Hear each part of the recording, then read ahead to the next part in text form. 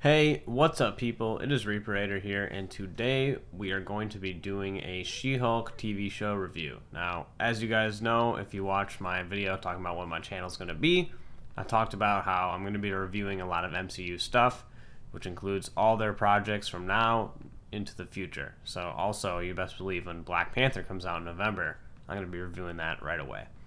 Anyway, I know I said this video would be out yesterday. Unfortunately, I just got caught up with things, so now it's here today. My bad on that. But without further ado, let's get into this show. Now, I want to start this video off by first listing all the positives. And let me say, overall, my general impression of the show is I do like it, right? It's not bad by any means. I think everybody hating on it is giving the show too much hate. There are some scenes that I'll talk about and some parts that I didn't like, but overall, I thoroughly enjoyed the show. I mean, I found myself every week, staying on top of when it was coming out, whereas some of the other shows, I don't do that as much. But yeah, this one kept me pretty engaged. Now, one of the things I wanted to start off by saying is that the overall tone of the series is just very comedic and very funny. Now, one of the things and one of my gripes with just Marvel as a whole is they make every character like this. Now, She-Hulk is supposed to be this way, so no complaints for this show. I really liked it, but when you start talking about like Thor, Love and Thunder, like that whole thing was a comedy too, and Thor's kind of funny but supposed to be serious sometimes.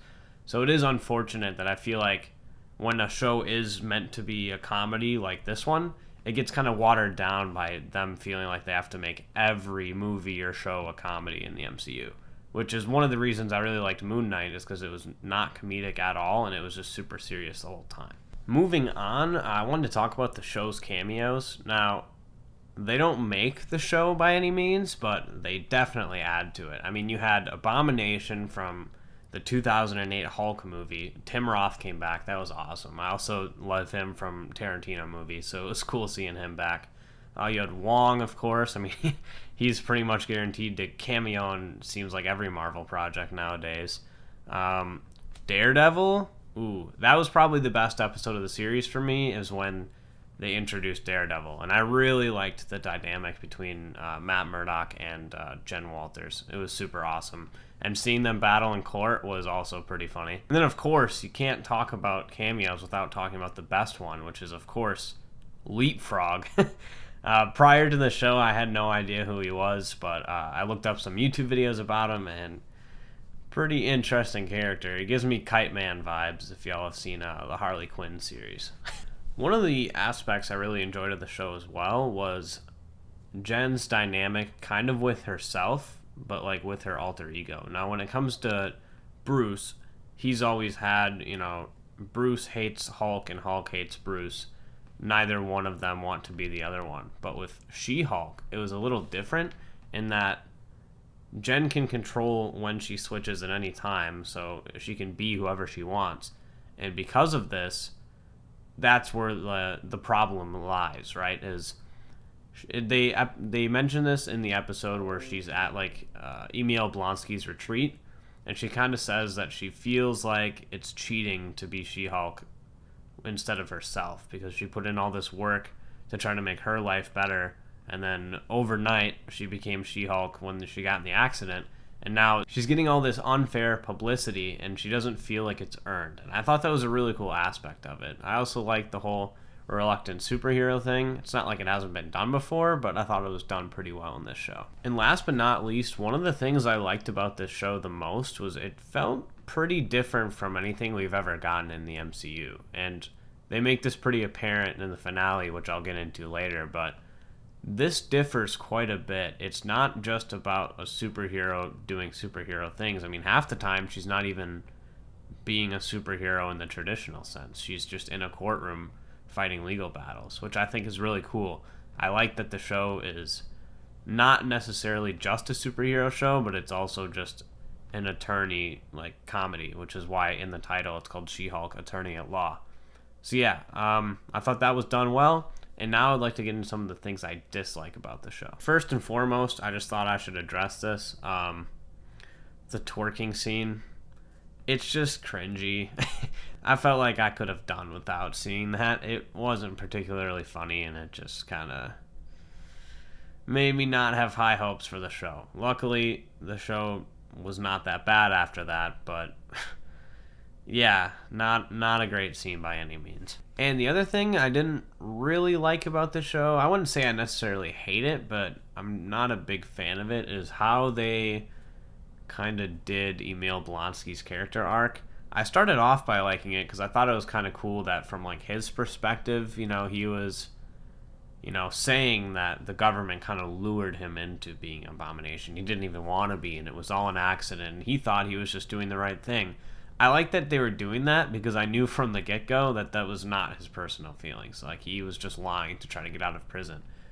The part I don't like is in the finale, the way they kind of did his character. So they reveal that, like I guessed, he had been becoming Abomination, but not to do anything wrong. He was just trying to make profit off of it.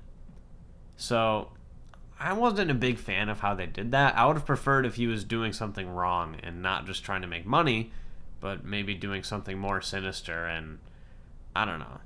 He seemed just kind of toned down for the show. Now, I do think they're going to do stuff with him in the future, so maybe this opinion will change. But yeah, not a big fan of how they rounded out his character. And for the last part of this video, I want to really focus in on the finale. When they were doing the whole thing with Kevin, the robot that was basically a producer of top hits with its algorithm, and it's very clearly a joke about Kevin Feige. If you guys don't know who Kevin Feige is, he's like the head guy behind Marvel Studios that keeps all the gears turning. Super awesome dude. But I really thought we were going to get to see him in a show, and then they switched it out for the robot, so that was pretty funny. The whole conversation with She-Hulk and Kevin, where they were making jokes about like the virtual effects department. They put a little Black Panther tease in there, if you guys noticed that. And also just like all her like talk of like, oh, where's the X-Men, stuff like that. I thought that was really funny and done super well. And the part where she literally just crawls out of her show, like on the Disney Plus panel, and crawls into Avengers Assembled, I think it's called. I've never watched it, but that part was hilarious because one of her things I know from the comics is that she'll walk from one panel to another, and I thought that was super cool, kind of like modernizing that effect. As for the repercussions of her talking to Kevin, though, that's where I'm kind of mixed, because I like that they did away with the whole traditional, like, over-the-topness of every superhero show. They got rid of the plot line with Hulk King and trying to steal her blood, which, admittedly, I agree, was kind of half-baked. Bruce appearing out of nowhere I was like, wait, what? That doesn't really make much sense, and they did away with that. So, like, the whole sequence of events that happened at the end where I was kind of just, like, confused, then I realized they were purposely making it over the top. However, it's the conclusion after that that kind of upset me a little bit, because she says that she had to handle it as Jen, right? And I was expecting some lawyering to go on, but then no, as soon as she's done talking to Kevin, she gets back and the cops are there to arrest everybody. Everybody's done for, and she kind of just gets away scot-free without having to put any effort into fixing the wrongs of those people, which I thought was just kind of unearned. I get that was kind of the point, but it still doesn't make it enjoyable to watch. So I don't know, mixed feelings about the ending. You guys let me know how you feel about it in the comments below. And then finally, I wanted to talk about the implications left in from the finale. First one is Daredevil. He comes back due to Jen's request with Kevin, and he's in the finale, and he's talking about how he'll be in LA for a week, and it seems like him and Jen are bonding more, and Daredevil's meeting Jen's family. So I'm wondering, will She-Hulk appear in Daredevil? I mean, it's kind of setting it up to where it might be that those two are just the love interest, which I thought Jen was going to date Pug, but there was nothing between them the entire show, so maybe they are setting it up so that She-Hulk and Daredevil will be love interests. I don't know. But we'll have to wait and see for when Daredevil comes out. Can't wait for that. And secondly, Hulk's son. Now, this is interesting because I didn't actually think they were going to do this. There's a lot of talk I saw on YouTube and just around the internet when they revealed that Hulk was going to space in one of the previous episodes, that they'll probably be setting up what's called World War Hulk, which is one of the comic lines where Hulk has a son. I don't know too much about it, to be honest, because I haven't read that, but yeah, I find it very interesting that they actually went that route. I'm curious to see what they'll do with it in the future.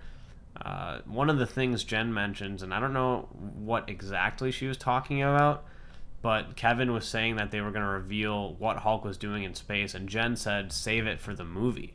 So that makes me think, are we finally getting another Hulk movie? I mean, we haven't seen one since 2008. It seems like everybody wants one, and now they're introducing a huge plot with Bruce, which makes me think that we could be seeing a Hulk movie in the future.